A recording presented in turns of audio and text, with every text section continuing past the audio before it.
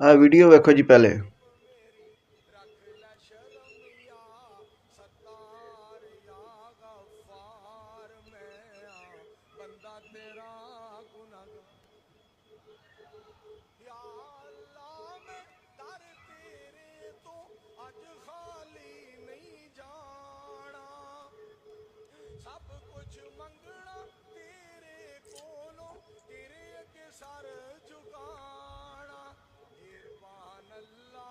यार इन्हू शर्म नहीं आई इस मौलवी नू?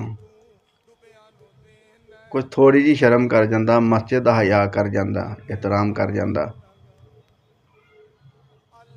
अल्लाह दा कर रहे मस्जिद च वेखो, मस्जिद दे सेहर च मोटरसाइकिल चलान इनू होर जगह ही नहीं लभी किधरे। केड़ा जहल बंदा यार। उन्हें कहंदा असीं कुरान हदीस तो इलावा गल नहीं करते कोई, असीं कुरान हदीस तो बाहर नहीं जाते।